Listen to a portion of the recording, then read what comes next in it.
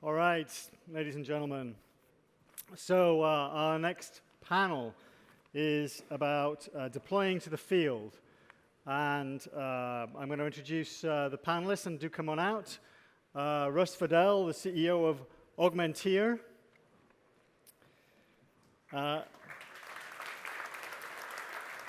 Russ, of course, is also well known as the founder of ThingWorx, which is now part of PTC, and we'll be asking him a little bit about that.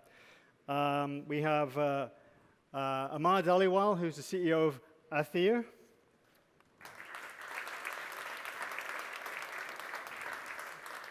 We've got Bob Blankenship, who's business development with IKonics. IKonics has teamed up with Mitsubishi Electric recently. We'll be asking him about that. And then my good friend Vince Galvin. Vince and I worked together in a previous company, in a previous life, called Sonim Technologies, which went public 2 weeks ago.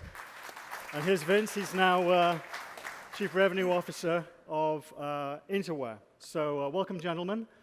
And the theme today is going to be about deploying to the field. But let me just make sure that our audience here has a little context on each of you and your companies and what you guys do. So maybe just starting this way and going to my left, if you just give a short intro to you and your company, and then we'll go down the line, and then we'll get into some questions. Go ahead, Russ. How many minutes do I have? You have about a minute and a half. Okay, then I'll shorten it. Yes, I'm Russ Fidel. I'm the CEO and co-founder of Augmentir. We're probably the newest player in the enterprise augmented reality space. We're less than 2 years old, and part of our value prop in the space is that we build a platform that does both guided instructions as well as a remote expert, but we built it on an artificial intelligence platform, and we use that to really understand worker behavior and then turn that back into insights into companies that use our software. Excellent. Thank you, Russ. Go ahead, Amar. Thank you, Sanjay. Thank you for this event. Amar Dhaliwal, I'm the CEO of Atheer, just down the road in Santa Clara. And we are also an enterprise AR platform, and our customers use us for doing really practical things like how do you support your field workers, how do you support workers in dealer networks, how do you support workers who are in front of a piece of equipment that needs either maintenance or needs to be brought back online. And so thank you for this fantastic event. Okay, and Bob, please. Thank you, Sanjay. My name is Bob Blankenship. I'm business development for IKonics, based out of Foxborough, Massachusetts, and I cover the Western United States for them. We've been in business for 30 years, providing visualization tools, integration platform that will make the invisible visible, is what Russ likes to say. And this RealWear device really does add value to our customer base, so we can really add value to our existing install base. And Vince. Thanks, Sanjay. Vince Galvin. We are a small software business, probably one of the earlier software partners with RealWear. Our co-owners know pretty much everybody else in RealWear. Doing something very similar to everybody here. We're doing digital workflows, and we're just making sure that they connect to any particular device, that it is open and ready for integration. And we engage directly with the reseller market as well for how we're kind of taking our product to the market. And getting involved in, think about the smaller companies, I think you might hear is, we're experiencing is larger companies love what we do because we can move so quickly. And by the time they've even thought about what they need, we've already got there and we're developing things for them. So that's the exciting thing for us, I think. So we're all characterized, and IKonics is a little more established, but we're all characterized as relatively small companies, with the possible exception of IKonics, which is now part of Mitsubishi Electric, but that are trying to sell to usually very big companies. And all of us are engaged in what is usually a pretty complex solution sale. And so that complex solution sale has a number of elements to it. It's hardware, it has software, it has connectivity, it has system integration, it might have training, it might have security services, it might have accessories, probably has some custom content development, has a lot of things. Now, one of the things that we spend time in RealWear trying to calibrate is where are we in this market cycle of evolution? Have we crossed the chasm yet? In the words of Jeffrey Moore. And how will we know when we have? And one of the ways that we try to calibrate is we try and establish ourselves milestones in the customer deployment. Then we try and count how many people got through that pilot or through that deployment or through that POC. There are different models for doing this. I'd be interested in how you measure your stages of customer deployment and what you think is the way to tell when you have the potential for scale, either within an individual customer or in the market at large. And Russ, I know that your company is recently out of stealth, so feel free to draw on your prior experience as an entrepreneur at ThingWorks. Maybe you'd like to go first. Sure.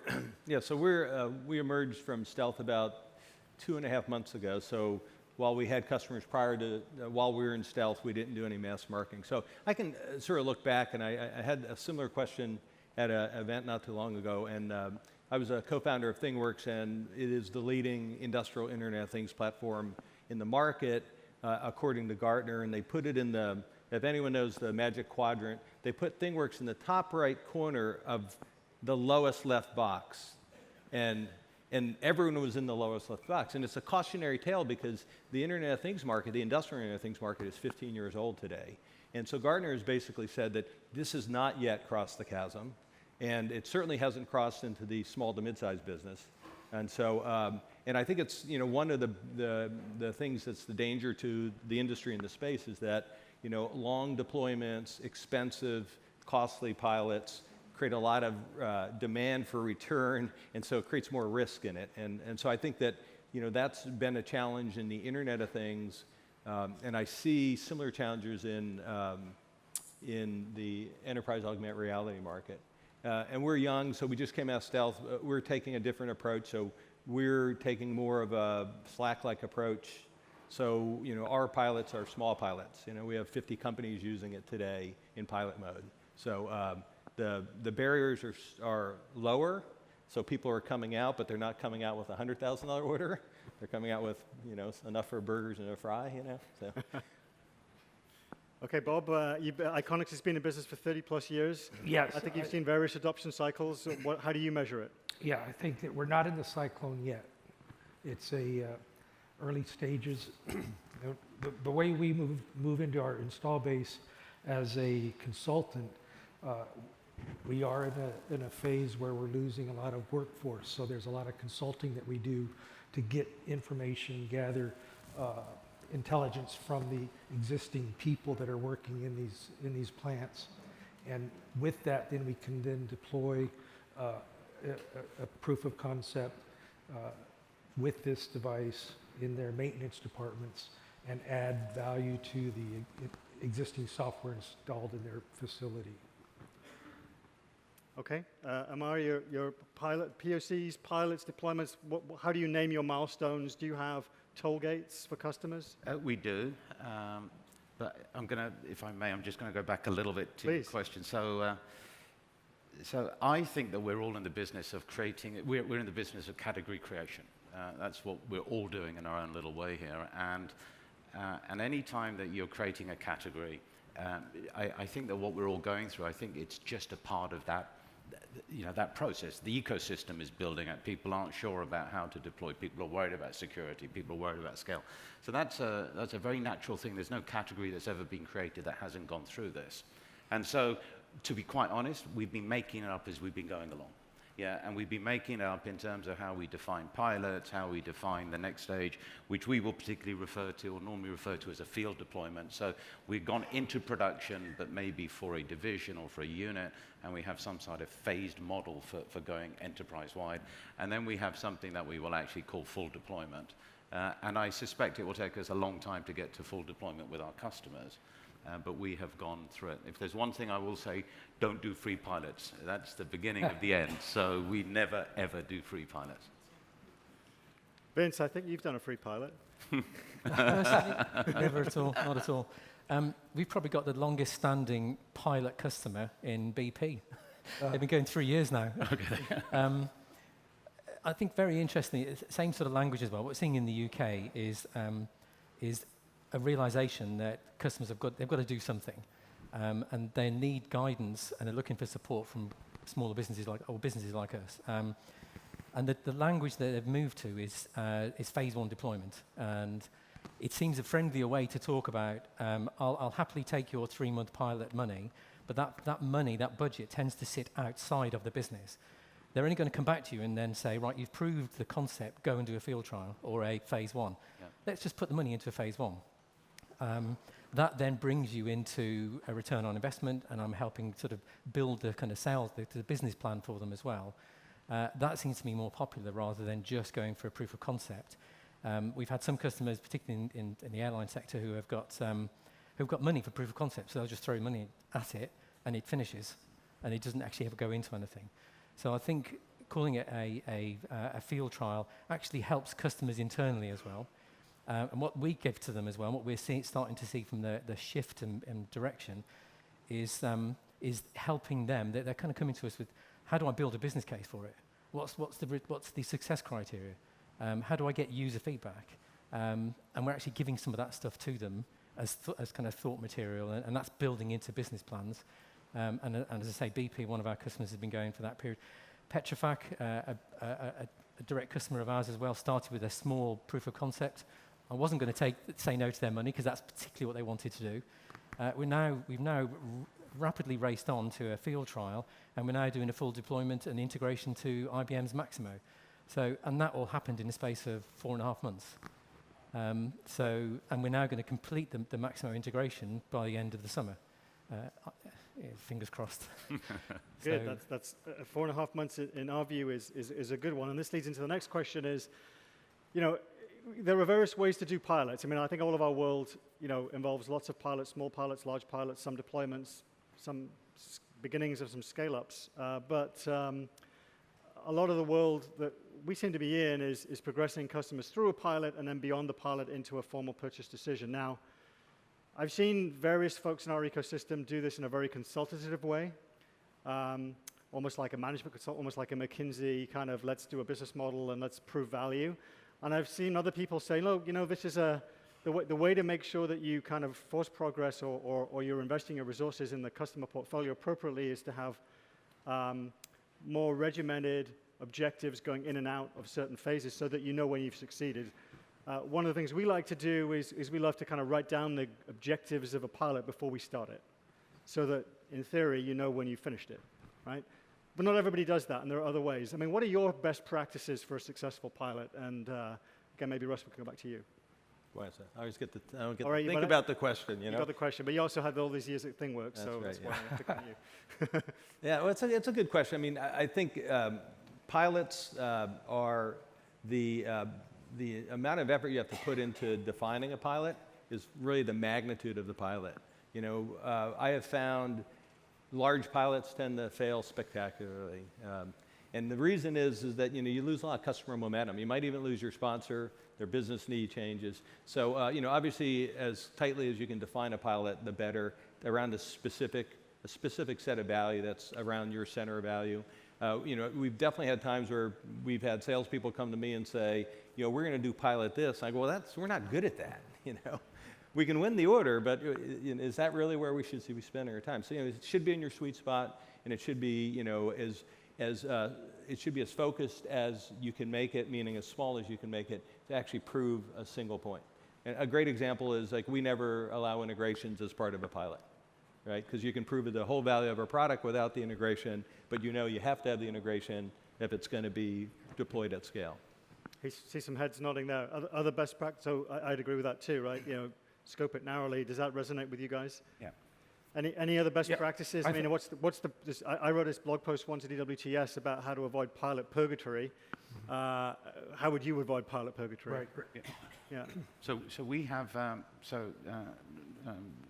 Russ was pretty much nailed it there, is that we actually have a very prescribed pilot process. So we call it the AR journey. But that journey map and the representation of that journey map goes to the pilot and then beyond. But we have a very precise set of actions that we do over a pilot. The pilot is time-bound in a very precise way. And to be quite honest, we're forcing decisions along every step of it. But there is maturity coming, Sanjay, to your question before, is that we will now have customers who come to us who are making their second-generation choices. Right? So there's enough people out there who started experimenting a couple of years ago, who they are now making their second choices in terms of hardware platforms, their second choices in terms of software platforms. So that is a much more informed set of users who've already gone through purgatory and hell once. So they're already coming with a different mindset. So that's helping a lot. Bob? Yeah, I think the roadmap component to the solution is critical early on. And then defining a small slice of the solution that you plan to implement. The low-hanging fruit. I hate that term, but this is what you do. We find the low-hanging fruit. We get a small slice of the solution. And this is where we've been very successful. And the solution then becomes defined for the specific piece that we're implementing, and we've been very successful in that approach. We take quite a free-flowing approach to it. So we give a bit of structure to 4 or 5 workflows, or 3 or 4, whatever the workflows are, what we think success looks like on those. But then we just say to them, it's a bit like I think it was Kerry mentioned earlier, just let other people get involved in it. A successful pilot happens if I can get the HMT and me or my team building workflows for the people who are going to use it. And one of the pilots that we did, we spent a day and a half doing the setup, doing the technical workshop. Towards the end of it, they brought in a really experienced guy, 27 years experience, who's going out on the rig to run the workflows. And he just said, about 35% of that I don't do anymore. And there was just silence in the room. It was kind of, we've just told these guys to write it. So that's no problem. We'll just show you how quickly you can edit and change that. And then he's now owning it. He's the one who's driving the excitement on it. As much as you need a budget holder and a kind of champion above, I would always very, very recommend in your business, get people who are hands-on really, really quickly. Yep. And it will gather its own momentum. Yep. So give them the structure, but then say, go and build any workflows you want. We'll measure it on these 4 or 5, but please just play with it. Just build workflows and just integrate it. Get more people with the HMT on. And that's what we found is actually, it's gathered at its own speed. And I've been in sales, I don't know how many years, but I don't sell anymore. I just help people make decisions. So taking that attitude, we don't try and push them forward. We just kind of let them sort of bring it along themselves, really. Very good. Okay, so now let's shift our attention from how to manage a pilot to how to manage a deployment. Decision, now the technology has been proven, someone's made a purchase decision. We'll skip over the whole 6 months of procurement hell in the middle there. And then we'll go to the, now we're going to roll it out. And at this point, we have a lot of variations in how well rollouts go, how fast they go. My observation has been, much as you said, Vince, that a lot of it is to do with end users and end user acceptance. To what extent do you think training services are an important part of that? How much should vendors do? How much should customers do by themselves? What have we learned collectively about making rollouts go well? And perhaps this time we'll go to Bob first. Yeah, I think you nailed it. The training component is crucial. You need to get your development team and the end users team plugged in and trained on what you're doing and where you're going and where the deployment is going to end. And you do measure the successes that you create across the deployment. That way you can, at least you know you're heading in the right direction. They have got the buy-in and they're going to continue moving it forward. Where we're not driving it any longer, the customer then continues driving it. Very good. Any other thoughts on that one, on deployment management? No? Yeah, Go. Yeah, and I think the training is important, but I actually think that there is a bigger change management issue, that training is just one part of that. So we've spoken to lots of customers in our deployments, and our end users, and I suspect your end users, these are folks, these are industrial workers. These are not knowledge workers. Like we've spent 50 years building software for knowledge workers. Now we're building software for a completely different type of person. They have low tolerance for technology, new technology. They have low tolerance for complexity. They're working a job and somebody's making them try to keep quota. So the change management issues, I think training is one part of that. So that investment is an essential one. And everywhere that we've seen that somebody's not prepared to make that investment, that the likelihood of success decreases dramatically.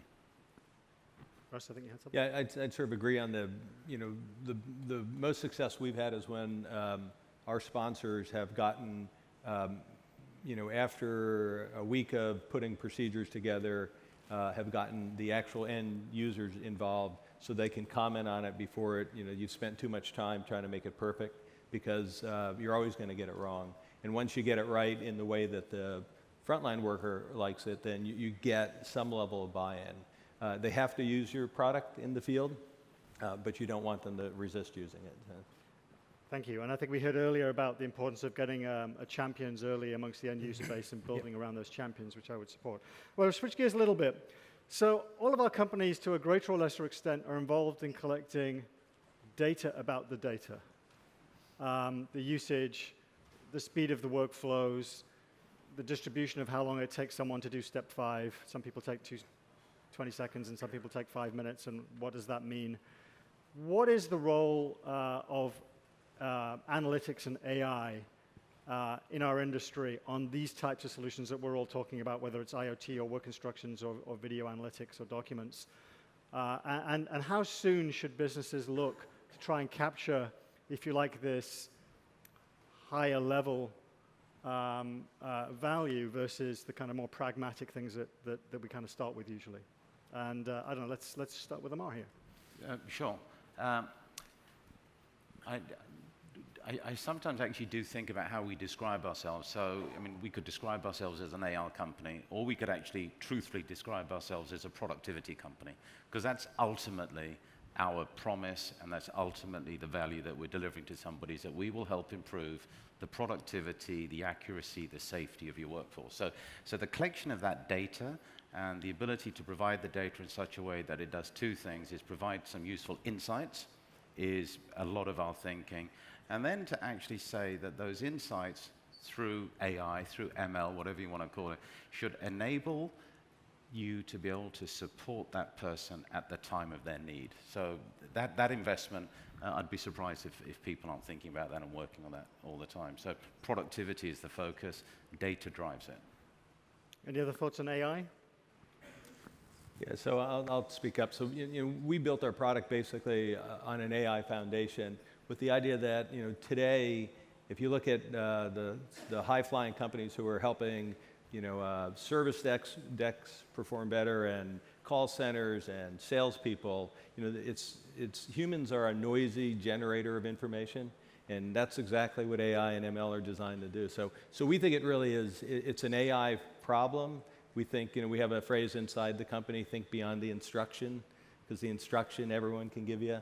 It's really how can you use this newfound connectivity to your frontline worker, and how can you use the data that comes back to the advantage of the workforce, not just the individual worker. Great. Any other thoughts there, Bob? Yeah, I think we work very closely with Microsoft, and this digital twin technology that we're working with them on is something that we want to definitely leverage, and should be able to assist us with that. That's the Azure Digital IoT Twin. and the machine learning services that they have on Azure Machine Learning Services, which is one of the great platforms in the space for sure. Yep. All right, so we're getting close to the end of our time. Bob, I just wanted to ask you about the Mitsubishi acquisition. Was reported quite suddenly, it seemed to me, as a follower of IKonics last week. Tell us a little bit about the history of that, what it means for the industry, and what it means for IKonics and Mitsubishi going forward. Yes, I was afraid you were going to ask that. This is real news. 2 weeks ago, Mitsubishi Electric, the factory automation group, purchased the whole of the IKonics company. And back in 2001, they purchased a piece of it, and they private labeled the software in Asia, and tried to do a little bit here in America and over in Europe. But what we're going to see here is the synergies between these two companies, allowing us to leverage their hardware base and them to leverage our software experience and expertise. So what you're going to see is Mitsubishi coming on strong in the Americas and Europe and in the Middle East.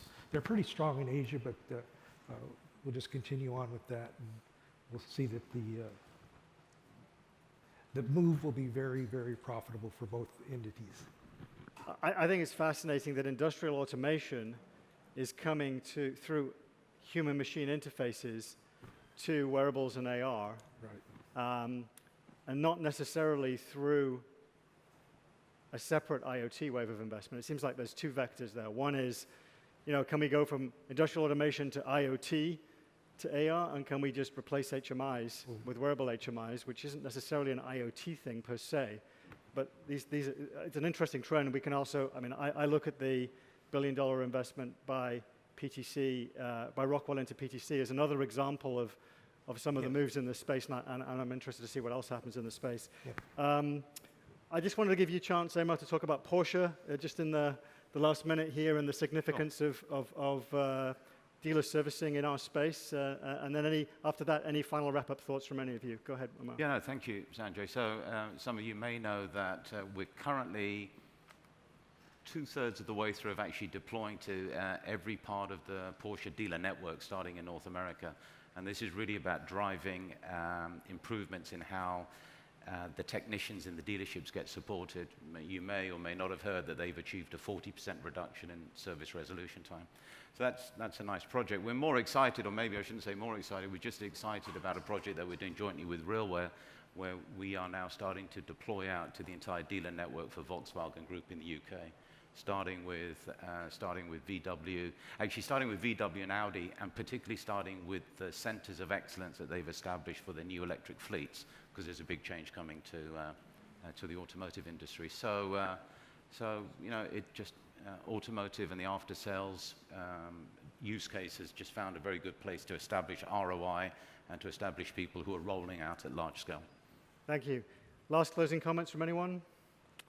Anything else that we didn't get to? I don't want to make it sound one-upmanship here, but with IKonics and the deployment of their solution with the RealWear, we're moving forward with the Microsoft globally and doing all their campuses.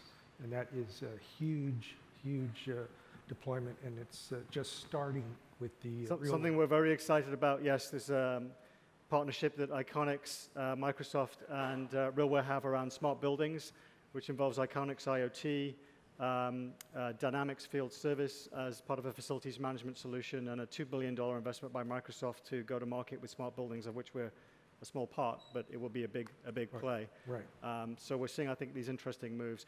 Gentlemen, thank you very much for your time, and a round of applause for the panel.